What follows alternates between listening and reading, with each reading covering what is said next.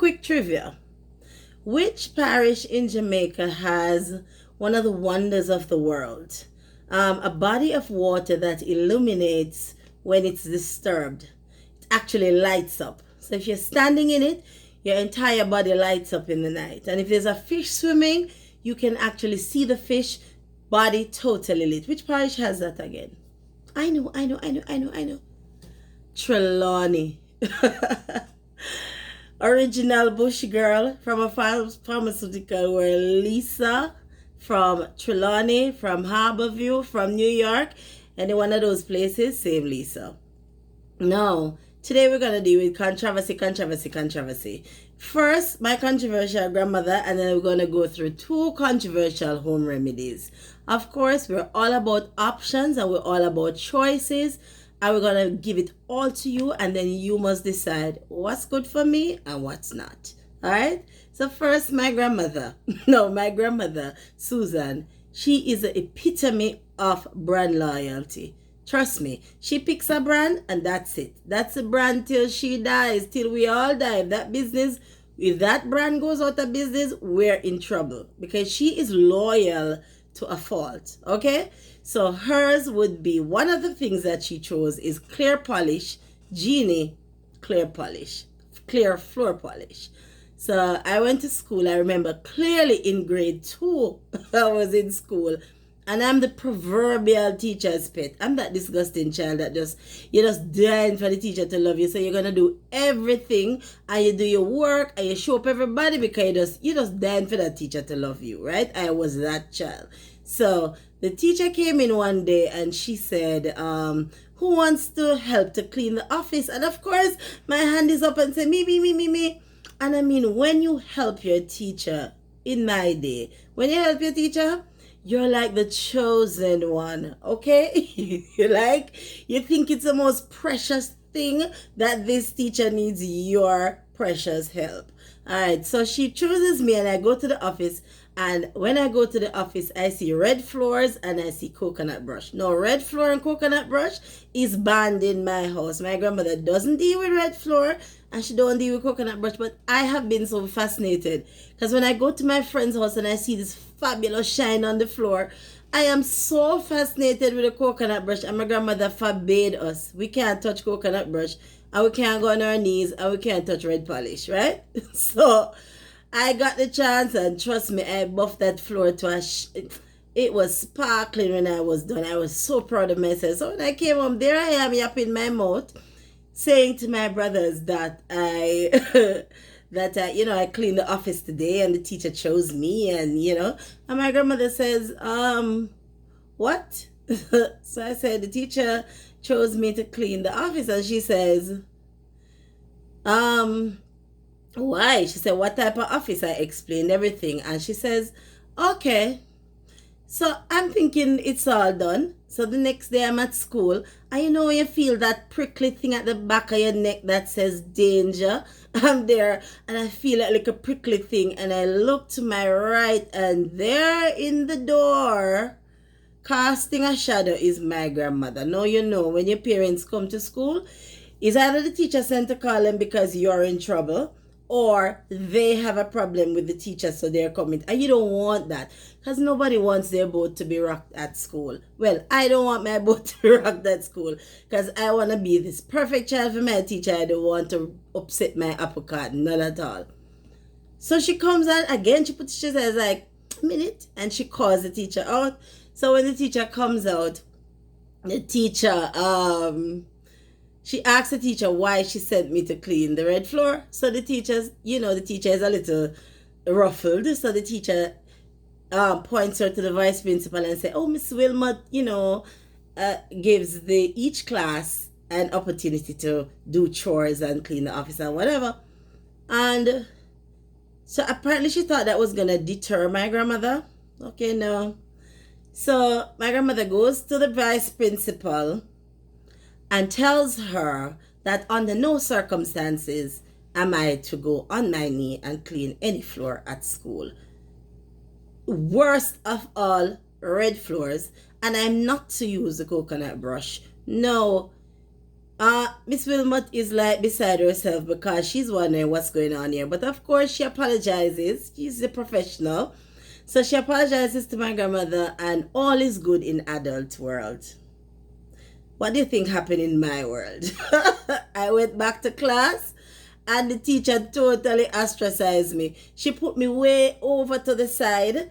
I don't know why she ever just pushed my desk over because nothing I could do, this teacher would look at me again. It's like sometimes she even made the comment that, you want your grandmother to come to me. So she don't, no, I could have put up my hand a million times. She never called on me. And remember, I'm that student that loved to be loved. So it was a really terrible year for me until I went to grade 3. I was dying for the year to finish. And I went home and I complained. I said to my grandmother, why did you come to school? Because here it is now, I'm in trouble and whatever with my teacher. And she says, I don't care. Whatever rule you make for your family, you don't allow anybody to break it. And she was done. So no matter me complaining, she was done. So later on, I found out why she was so adamant about that red floor.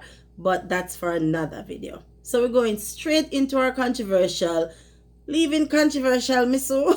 We're going straight into our controversial remedies today. First and foremost, we're going to talk about, so today we're looking at sore throats and we're looking again at fevers because all of these things is what's popping up now, right? So we're going to look at things that can alleviate the sore throat. Now, there are a lot of things that you can use to alleviate the sore throat, but I'm going to talk specifically about one fruit today, and that is a sour orange. Now, I don't have any right now because I'm due to go shopping at Palm Tree, and I'm in New York.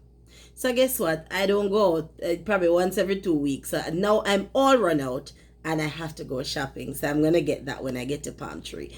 But the sour orange, or they call it the bitter orange, you would not like to know how that fruit is studied. Now, in the country, we use it for dandy shandy. We use it for ball.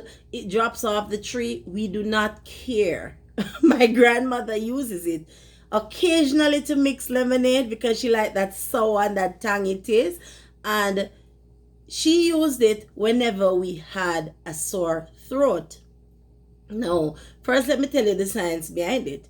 Now, sour orange it has a compound within it called synephrine.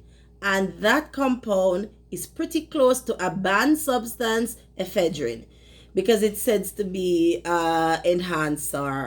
it enhances your body or it races your heart. There are several studies on it. It is so studied and well known that it's actually banned by the NCAA. If you're an athlete and you're competing, you can't have sour orange or sour orange juice. No liquor sour orange, you never would have thought it, right? Because it has this compound in it that's so powerful. It's loaded with vitamin C though.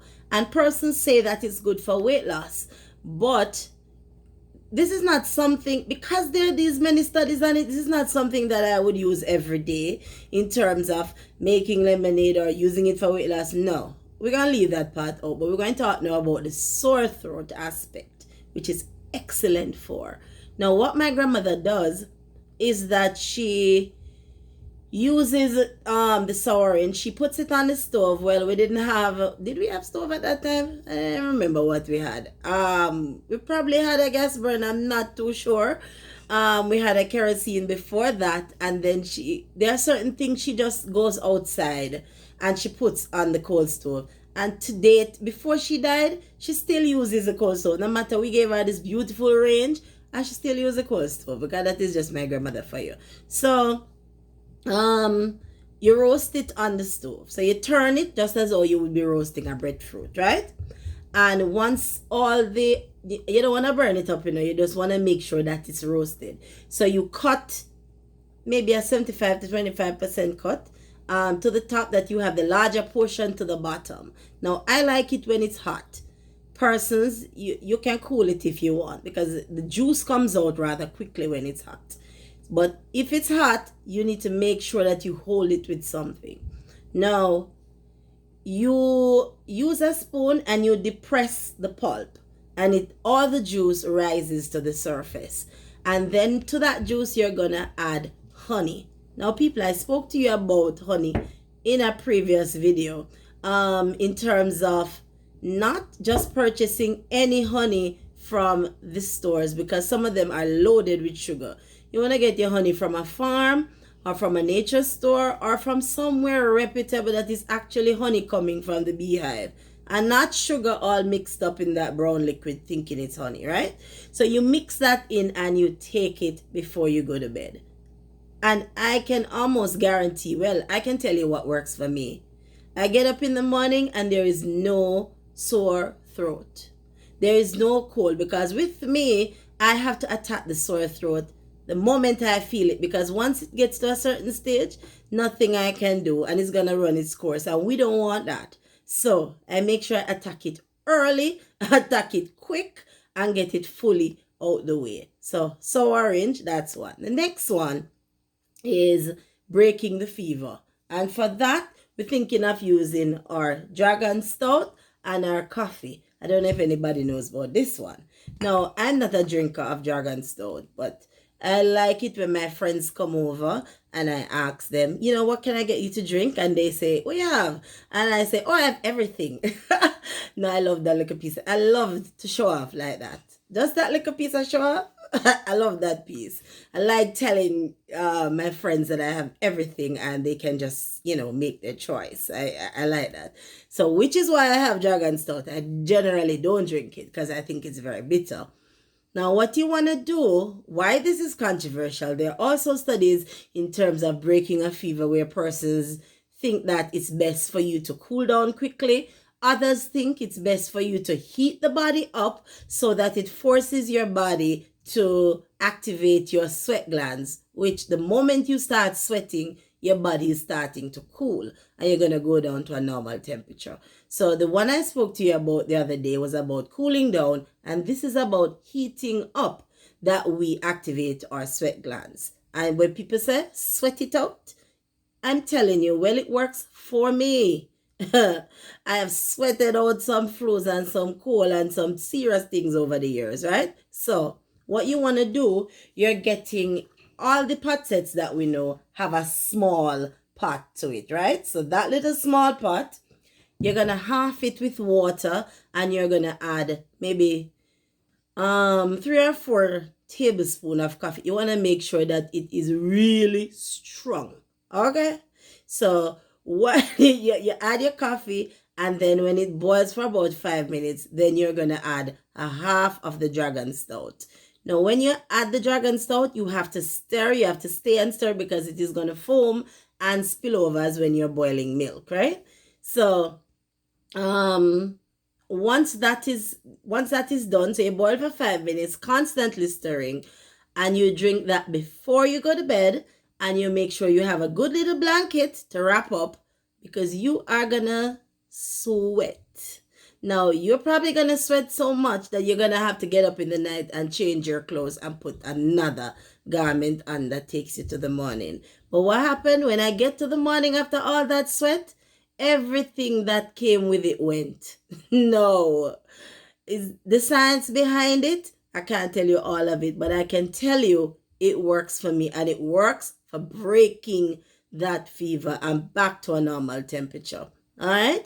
Now, I always put out the disclaimers. I am not dispensing any medical advice. If you have allergies, please make sure that you test these products before you actually use anything to see if you're actually allergic to them. Thirdly, if you go to your doctor and they've asked you, if you try the remedies, not everything works for everybody, right? So if you try the remedies and you go to your doctor and you ask, and they ask you, what did you take? Don't be too bougie, all right? Tell the doctor which bush you've taken, which bush you drink, right? Because we have a style, we go to the doctor and we behave like, oh my God, I don't know what is bush, all right? So we tell the doctor because you could be doing yourself more harm than good when you actually take a bush medicine and a pharmaceutical, all right? You could be doing yourself more harm than good.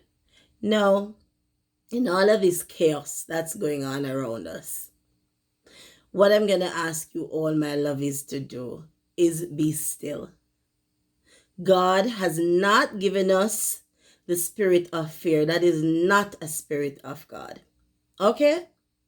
Now we know that life is in the tongue. Life and death is in the power of the tongue. So what we're going to do, we're going to speak life, we're going to speak prosperity, and we're going to speak health. All right? In the midst of this chaos, we're going to be still, and we're going to know that we have options. Always have options. All right? Now, if you like my message, you subscribe, share, and like the video. And of course, in the words of Miss Sue, walk good.